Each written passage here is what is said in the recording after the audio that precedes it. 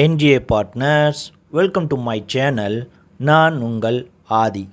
குழந்தைங்க படிப்பில் ரொம்ப சிறந்து விளங்கணும், அல்லது ஒரு எக்ஸாம்ஸில் ஈஸியாக நீங்கள் படித்த கேள்விகள் மெமரியில் நின்று அழகாக ஹேண்ட் ரைட்டிங் இருந்து நல்லபடியாக நல்ல மார்க் எடுக்கணும் அப்படிங்கிற ஒரு விஷயத்துக்காக ஒரு குட்டி எனர்ஜி பரிகாரம். இது என்னுடைய தாத்தா வழியில் சொல்லி கொடுத்த சில விஷயங்களை அடுத்தடுத்து வீடியோவில் எனக்கு தெரிஞ்ச விஷயங்களை நான் உங்ககிட்ட வெளிப்படையாக பகிர்ந்துக்கிறேன். இந்த பரிகாரத்துக்கு படிப்பு அப்படின்னாலே முக்கியமாக தமிழ்நாட்டில் உள்ள ஒரு கோயிலை குறிக்கும் அப்படின்னா அது கும்பகோணத்தில் இருக்கக்கூடிய திருவெண்காடு அப்படிங்கிற ஒரு கோயில் தான். இந்த திருவெண்காட்டில் தான் படிப்பு, அதாவது பேச்சு திறமை, எழுத்து திறமை, மனப்பாட திறமை, கவிதை திறமை, இது அத்தனையும் கொடுக்கக்கூடிய ஒரு கிரகமாக புதன் அப்படிங்கிற ஒரு கிரகம் இருக்குது. அந்த புதனுக்கு ஸ்தலம் எங்கே இருக்குன்னா கும்பகோணம் பக்கத்தில் இருக்கிற திருவெண்காடு தான். இந்த திருவெண்காடை பஞ்சமி திதி, அதாவது வளர்பிறை பஞ்சமி திதி, அதை தேர்ந்தெடுத்துக்கணும். அந்த பஞ்சமி திதியில் நீங்கள் புதன் கோயிலில் இருந்து புதனுக்கு 17 விளக்கு போட்டு கும்பிட்டு வந்தீங்கன்னா உங்களுக்கு படிப்பு சார்ந்த விஷயத்தில் நிறைய ஆர்வமும் வெற்றியும் கிடைக்கும். இது ஆன்மீக பரிகாரம். புதனோட எனர்ஜியை நீங்கள் உங்கள் உடம்புக்குள்ளே கொண்டு வந்தீங்கன்னா இயற்கையாகவே ஒரு கேள்வியோ ஒரு ஆன்சரோ பார்த்தீங்கன்னா டக்குன்னு உங்கள் மைண்டில் மெமரி ஆகும். அது எப்படி பார்த்தீங்கன்னா, இப்போ மாந்திரிகம் எப்படி பண்ணுறாங்க, உங்கள் உடம்பில் இருக்கக்கூடிய வேர்வை படைஞ்ச சட்டை அல்லது பார்த்திங்கன்னா உங்கள் முடி, உங்களுடைய காலடி, மண், நகம், இதெல்லாம் எடுத்து தான் கெட்ட எனர்ஜியில் கொண்டு போய் வச்சா உங்களுக்கு கெட்டது நடக்குது. அது மாதிரி உங்களுடைய தலைமுடியை புதனுக்கு உண்டான புதன் கிரகத்துக்கு உண்டான உலோகம் என்னன்னு பார்த்தீங்கன்னா பித்தளை உலோகம்.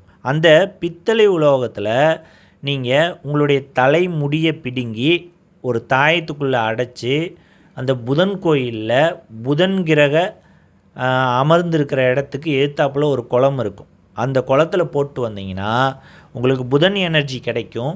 புதன் ராசியாக இருக்கக்கூடிய மிதுன ராசி, கன்னி ராசி, புதனோட நட்சத்திரமாகிய ஆயில்யம், கேட்டை, ரேவதி, இந்த நட்சத்திரக்காரங்க உங்களுக்கு புரியாத பாடங்களை சொல்லி கொடுத்து உங்களை ஃபஸ்ட்டு மார்க் வாங்க வைப்பாங்க.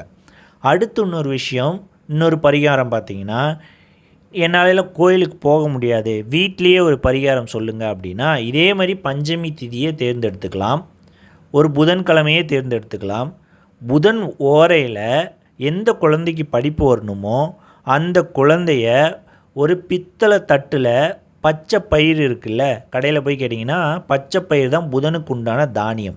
அந்த தானியத்தை வச்சு அதுக்கு நடுவில் ஒரு நெய் விளக்கு போட்டு அந்த படிப்பு சரியாக ஏறாத குழந்தைய 17 தரம் சுற்றி வர சொன்னீங்கன்னா புதனோட எனர்ஜி அந்த குழந்தைக்கு கிடச்சிரும். அதுக்கப்புறம் அந்த குழந்தை சுறுசுறுப்பாக படிக்கிறத நீங்கள் கண்கூட பார்க்க முடியும்.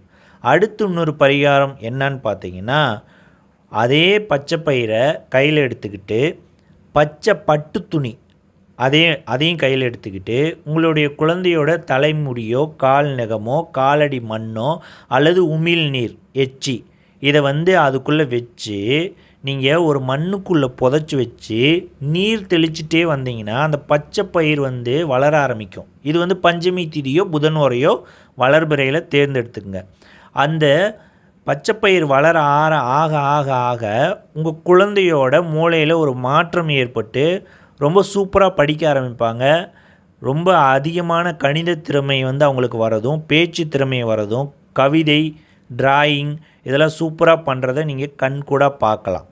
ஸோ இந்த மாதிரி புதனோட கிரகத்தை உங்கள் குழந்தையோட உடம்பில் நீங்கள் ஈர்க்கிற பரிகாரத்தை நீங்கள் செய்யும்போது படிப்பில் ஆர்வம் வரும். படிப்பு மட்டும் இல்லை, பேச்சு போட்டி, கவிதை போட்டி, டிராயிங்கு, ப்ளஸ் புதனோட விஷயங்கள் இன்னும் என்னன்னு பார்த்தீங்கன்னா அதீத ஹேண்ட் ரைட்டிங் திறமை, ரொம்ப அழகாக எழுதுகிற திறமை, பார்க்குறதுக்கே அப்படியே டைப் பண்ண மாதிரி எழுதுகிற திறமை, இதெல்லாம் அதிகரிக்கிறத நீங்கள் கண்கூடாக பார்க்க முடியும். இந்த மாதிரி பரிகாரத்தை பண்ணிக்கோங்க. இன்னும் புதனை எப்படி ஆக்டிவேட் பண்ணுறது அப்படின்னு நீங்கள் பார்த்தீங்கன்னா, புதனை இன்னும் பல வகையில் நீங்கள் ஆக்டிவேட் பண்ணலாம். அந்த புதன் கோயிலுக்கு போய் நான் பித்தளை தாயத்தில் வந்து முடியை அடைச்சி போட சொன்னேன்னா, அடுத்து பச்சை பயிரில் வந்து முடியை உமிழ் நீர்லாம் வச்சு வளர்க்க சொன்னேன்னா, இன்னும் வந்து புதனை நீங்கள் வந்து எப்படி வந்து இது பண்ணலான்னா, அதாவது உங்கள் ஏரியாவில் இந்த தங்க நகையெல்லாம் செய்வாங்கள்ல ஆசாரி, அவங்கக்கிட்ட போய் பித்தளையில் வந்து ஒரு காப்பு மாதிரி, அந்த காப்புக்குள்ளே வேறு அடைக்கிற மாதிரி செஞ்சு தர சொல்லி அந்த காப்பை வாங்கிட்டு வந்து ஒரு பஞ்சமி திதியோ அல்லது வளர்பிறை புதன்கிழமை புதன் ஓரையிலையோ வந்து பார்த்திங்கன்னா, நாயுருவி செடி கேள்விப்பட்டிருப்பீங்க. அந்த நாயுருவி செடியோட வேர் அதை வந்து நீங்கள் ஒரு எலுமிச்சம்பழம் சிவப்பு தடவி அறுத்து போட்டுட்டு அதில் உள்ள சாபங்கள் நசி நசி அப்படின்னு சொல்லிவிட்டு அந்த வேரை எடுத்து அந்த பித்தளை தாயத்து செஞ்சிங்களே ஆசாரிக்கிட்ட கொடுத்து, இல்லை கையில் போடுற மாதிரி காப்பு செஞ்சிங்களே அதுக்குள்ளே அந்த நாயுருவி வேரை அடைச்சி நீங்கள் கையில் போட்டு விட்டிங்கன்னா அந்த குழந்தைங்க கொஞ்சம் கொஞ்சமாக படிப்பில் இம்ப்ரூவ்மெண்ட் ஆகிறத நீங்கள் பார்க்க முடியும். அந்த படிப்பில் எப்படி இம்ப்ரூவ்மெண்ட் ஆவாங்கன்னா, புதனோட சக்தியை அந்த குழந்தைங்க வந்து கிரகிச்சிட்டனால புதனோட ராசி நட்சத்திரம் இவங்களில் யாராவது நல்ல டேலண்டாக இருக்கிற ஆசிரியர்கள் திடீர்னு தேடி வருவாங்க. அவங்க சொல்லி கொடுக்கறது அந்த குழந்தைங்களோட மண்டையில் பதியும். அது நல்லபடியாக மெமரி ஆகி அவங்க ஈஸியாக எக்ஸாம்ஸில் நல்ல மார்க் எடுக்கிறத நீங்கள் கண்கூட பார்க்கலாம். இப்படி சின்ன சின்ன பரிகாரங்களை புதனை ஆக்டிவேட் பண்ணி குழந்தைங்களை நல்லா படிக்க வைக்கலாம். படிக்க வைக்கிறதுக்கு அவங்க படிப்பை தூண்டுறதுக்கு புதன் தான் காரணம்.